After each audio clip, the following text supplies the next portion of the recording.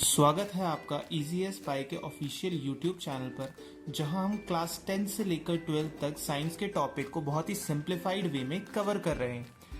So students, last video में हमने characteristics of sound wave को डिस्क्राइब किया था कि कौन कौन सी कैरेक्टरिस्टिक्स साउंड वेव में प्रेजेंट होती है, जैसे कि wavelength, frequency, time period, amplitude and speed.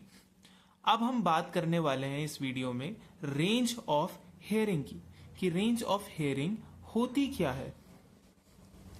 तो guys, the average frequency range over which human ear is sensitive is called Audible range. इसका मतलब क्या है स्टूडेंट्स? ऐसी फ्रीक्वेंसी रेंज जहां पर जो हमारा ह्यूमन ईयर है वो बहुत ज्यादा सेंसिटिव है, वो इन रेंज की फ्रीक्वेंसीज को आराम से परसीव कर सके, उन रेंज को बोला जाता है ऑडिबल रेंज। इसका मतलब क्या है? ऐसी रेंज ऑफ फ्रीक्वेंसीज जिसे आप अपने कानों से सुन सकते हैं उसे बोलते हैं ऑडिबल रेंज। बहुत ही सिंपल है। Audible range of sound for human being is from 20 hertz to 20,000 hertz. इसका मतलब हम जो नॉर्मल ह्यूमन बीइंग्स हैं वो 20 हर्ट्ज से लेकर 20,000 हर्ट्ज तक किसी भी फ्रीक्वेंसी की साउंड को सुन सकते हैं। Children under the age of 5 and some animals such as dogs can hear up to 25,000 hertz। इसका मतलब क्या है? जो बहुत छोटे बच्चे होते हैं जिनके ईयर्स अभी डेवलप हो रहे होते हैं, और जो कुछ एनिमल्स है सच एज डॉग्स, वो 25,000 हर्ट्ज तक फ्रीक्वेंसी को सुन सकते हैं। As people grow older, their ears become less sensitive to higher frequencies। इसका मतलब जैसे जैसे हम बड़े होते जाते हैं वैसे वैसे ही हमारी फ्रीक्वेंसी सुनने की जो ताकत होती है, कैपेसिटी होती है, वो कम होती जाती है। सो गाइज, उम्मीद है आपको समझ में आ रहा होगा।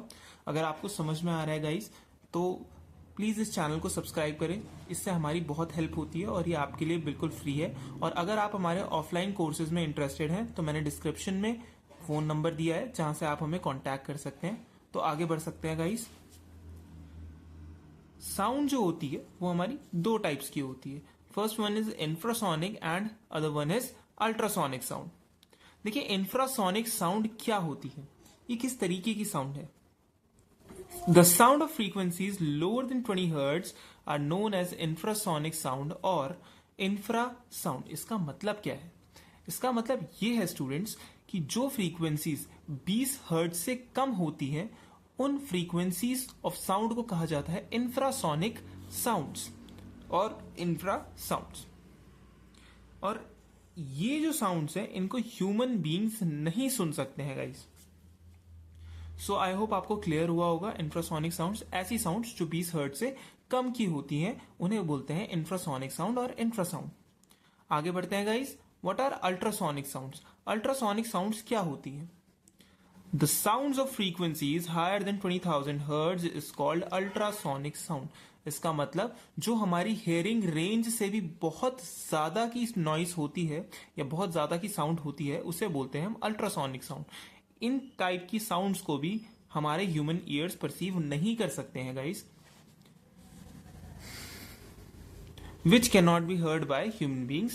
Dog can hear ultrasonic sounds of frequency up to 50,000 hertz। तो इसका मतलब क्या है? जो डॉग्स होते हैं और अदर एनिमल्स होते हैं वो 25,000 से लेकर 50,000 की रेंज में जितनी भी हमारी अल्ट्रासोनिक साउंड्स होती हैं उनको परसीव कर सकते हैं। That is why dogs are used for detective work by the police। और कौन कौन से जानवर हैं जो अल्ट्रासोनिक साउंड को सुन सकते हैं? तो monkeys, bats, cats, dolphins, leopards and tortoise can also hear the ultrasonic sound. ये जितने भी एनिमल्स की हम बात कर रहे हैं ये सारे एनिमल्स अल्ट्रासोनिक साउंड्स को परसीव कर सकते हैं गाइस। तो आप यहाँ पे देख सकते हैं और इसे पढ़ सकते हैं। Bats can hear ultrasonic sound having frequencies up to 1,20,000 hertz. तो जो हमारे बैट्स होते हैं वो बहुत ही ज्यादा हाई फ्रीक्वेंसीज को सुन सकते हैं, up to 1,20,000 hertz. Bats, dolphins, tortoise and rats can also produce ultrasonic sound. अब जो बैट्स होते हैं गाइस वो ट्रैवल करने के लिए अल्ट्रासोनिक साउंड्स को प्रोड्यूस करते हैं। सो बैट के पास विजन नहीं होता है गाइस, वो जब भी ट्रैवल करते हैं हमेशा अल्ट्रासोनिक साउंड की हेल्प से आगे की चीजों की 3D मैपिंग करते हैं। आई होप आपको क्लियर हुआ होगा। अब हम पढ़ेंगे reflection of sound waves. Sound waves किस तरीके से रिफ्लेक्ट होती है। देखिए, लाइट और साउंड अगर किसी मीडियम पे स्ट्राइक डाउन करती है सो उसका रिफ्लेक्शन होता है जहां से वो प्रोड्यूस हुई होती है वहां पर। The returning back of the sound wave on striking a surface such as wall, metal sheet, etc. is known as reflection of sound wave। इसका मतलब है गाइस कि एक साउंड वेव जब रिफ्लेक्ट करती है किसी वॉल पे, मेटल शीट पे और सम अदर मीडियम, तो वो रिफ्लेक्ट बैक कर जाती है to the point from where it was originated. जहां से वो प्रोड्यूस हुई होती है उस तरफ वो रिफ्लेक्ट कर जाती है। बहुत इजी सा टॉपिक है गाइस, आई होप आपको समझ में आया होगा। It does not require smooth and shining surface like mirror. Guys, हमने लाइट के केस में देखा था कि जो लाइट वेव्स थी वो ओरिजिन पॉइंट पे तब रिफ्लेक्ट करती थी जब कोई स्मूथ एंड शाइनी सरफेस से वो स्ट्राइक करती थी। पर साउंड के केस में ऐसा नहीं है। ऑब्जेक्ट कोई भी हो, साउंड उससे रिफ्लेक्ट करेगी ही, चाहे वो रफ हो चाहे वो स्मूथ हो, डिपेंड नहीं करता है।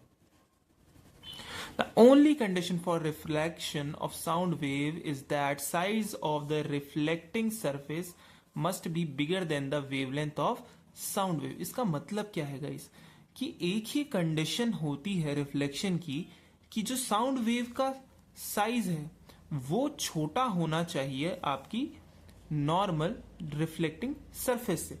इसका मतलब रिफ्लेक्टिंग सरफेस जो है वो साउंड से बड़ी होनी चाहिए, तब जाकर साउंड इसमें रिफ्लेक्ट करेगी। अगर साउंड वेव बहुत ज्यादा बड़ी है तो वो इसे पास कर जाएगी।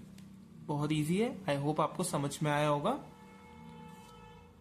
तो गाइज आगे बढ़ते हैं। आगे बढ़ने से पहले मैं आपको बताना चाहूंगा, याद दिलाना चाहूंगा कि आप इस चैनल को सब्सक्राइब कर सकते हैं। ये बहुत ज्यादा फ्री है और इससे हमारी बहुत हेल्प होती है। So please subscribe this channel and इससे जो भी आपको वैल्यू मिले उसे अपने कोर्स में ऐड करने की बहुत कोशिश करें गाइस। तो आगे बढ़ते हैं। इको। गाइस, इको क्या होती है? देखिए, इको से आप समझ सकते हैं, आप कभी भी चिल्लाए होंगे। अगर जैसे आप किसी पहाड़ी पे या किसी केव के अंदर चिल्लाते हैं या किसी खाली रूम में चिल्लाते हैं तो वो जो साउंड है वो आपके पास वापस आपको सुनाई देती है। उसी प्रोसेस को इको कहते हैं। It is the reflection of sound arriving at the listener sometime after the direct sound। इसका मतलब गाइस कि अगर जो साउंड है वो एक सरफेस पे रिफ्लेक्ट करके वापस से लिसनर तक पहुंचे, उस प्रोसेस को कहते हैं हम इको। आई होप आपको समझ में आया होगा। The echoes are produced by the bottom of well, by the building और by the walls of an enclosed room and empty room. I hope आपको समझ में आया होगा गाइज। इसे समझाने की जरूरत तो नहीं है, पर फिर भी मैं आपको बता देता हूं कि इको कैसे प्रोड्यूस होती है। From the bottom the well, अगर मैं बॉटम में, जो वेल का बॉटम है उसमें अगर आवाज लगाऊं तो वो साउंड इको करके मेरे पास वापस आएगी। और by a building and by the wall of enclosed room. I hope everyone is getting. अब ऐसी क्या कंडीशन है जिससे इको प्रोड्यूस होती है? वो क्या ऐसी चीज है जो इको को प्रोड्यूस करने में हेल्पफुल है? सो गाइज, हम देख रहे हैं यहाँ पे इको कैसे प्रोड्यूस होती है। So the size of obstacle must be large compare to the wavelength of incident sound. देखिए गाइज, हमने ऊपर भी इसकी बात की थी रिफ्लेक्शन ऑफ साउंड वेव्स में कि साउंड के रिफ्लेक्ट करने के लिए एक कंडीशन बहुत ज्यादा इंपॉर्टेंट है गाइज, कि साउंड वेव जो होती है आपकी वो छोटी होनी चाहिए आपकी रिफ्लेक्टिंग सरफेस से। जब वो छोटी होगी तभी वो रिफ्लेक्ट करेगी। तो आगे बढ़ते हैं हम। सेकेंड पार्ट है, the distance between the source of sound and reflector should be at least 17 metres. अगर आपको किसी भी चीज को या किसी भी साउंड वेव को रिफ्लेक्ट करवाना है सो मिनिमम डिस्टेंस वॉल से लेकर या रिफ्लेक्टिंग सरफेस से लेकर हमारे प्रोड्यूसर के बीच में 17 मीटर्स का होना चाहिए, तभी हमारी इको प्रोड्यूस होती है।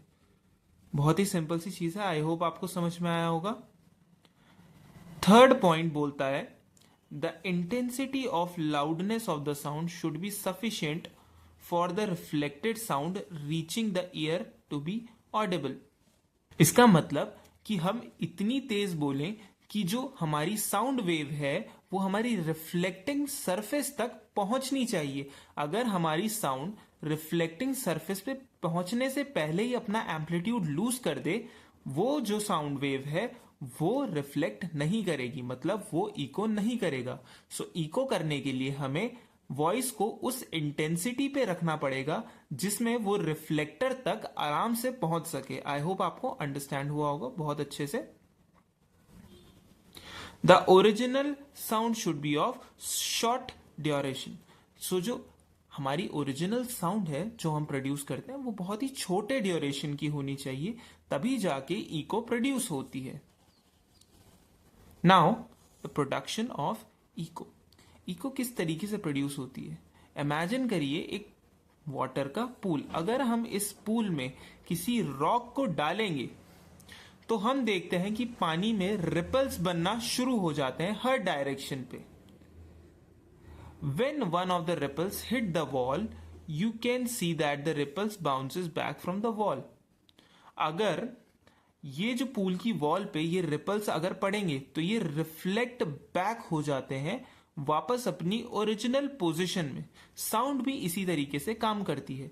जब हम साउंड को प्रोड्यूस करते हैं तो वो रिफ्लेक्टिंग सरफेस पे टकराती है, और रिफ्लेक्टिंग सरफेस पे टकराने के बाद वो वहीं से रिफ्लेक्ट कर जाती है उसी जगह जहां से वो आई थी। इसका मतलब जहां से साउंड प्रोड्यूस होती है वो उसी जगह रिफ्लेक्ट बैक कर जाती है। बहुत ही इजी चीज है, आई होप आपको समझ में आया होगा। और बैट्स भी इसी चीज का यूज करते हैं अपने प्रे को कैच करने के लिए। बहुत इजी सी चीज थी गाइज, आई होप आपको समझ में आया होगा।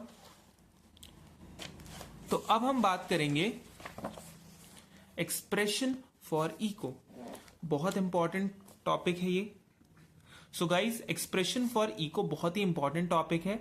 बोर्ड में इससे 2 मार्क्स का क्वेश्चन बनता है और बहुत ही ज्यादा एक क्रूशियल टॉपिक है आपके बोर्ड एग्जाम्स के लिए। सो आपको इस टॉपिक को बहुत ही थरोली स्टडी करना पड़ेगा।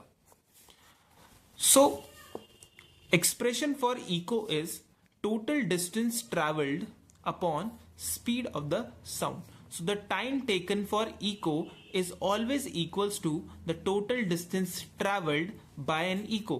देखिए जहां से साउंड आई वो वाला डिस्टेंस d, एंड साउंड जब हमारी रिफ्लेक्ट होके वापस लिसनर तक पहुंची उस वाले डिस्टेंस d को जब हम ऐड करेंगे तो यहां पे हमारा टोटल डिस्टेंस ट्रेवल्ड मिलेगा जो कि 2d है।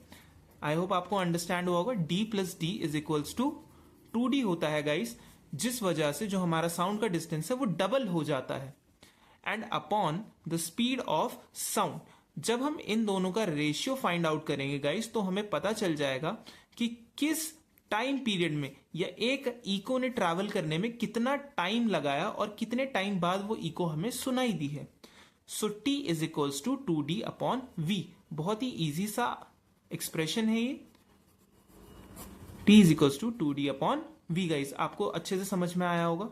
नाउ अगर हम डिस्टेंस निकालना चाहें इको का तो हम क्या करेंगे, हम इसी एक्सप्रेशन को थोड़ा और आल्टर करेंगे एंड d को अकेला छोड़कर v को मल्टीप्लाई में ले जाएंगे और 2 को डिवाइड में ले जा लेंगे। Then we will get d is equals to vt upon 2। I hope guys आपको अच्छे से समझ में आया होगा कि यहाँ पे क्या बातें हुई हैं। आई होप गाइज आपको समझ में आया कि आज हमने क्या पढ़ा है। बस आपका इसके बाद पहले टॉपिक में 2 और चीजें बची हैं, natural vibration and force vibration, जिसे हम अगली वीडियो में कवर करेंगे। सो यहां तक ही वीडियो थी गाइज। आई होप आपको अच्छे से अंडरस्टैंड हुआ होगा कि क्या क्या चीजें हमने पढ़ी थी और आप इसे ढंग से प्रैक्टिस करें। नेक्स्ट वीडियो आपको जल्द ही मिलेगी इसी चैनल पर। तब तक के लिए गाइज रिवाइज करिए एंड थैंक यू।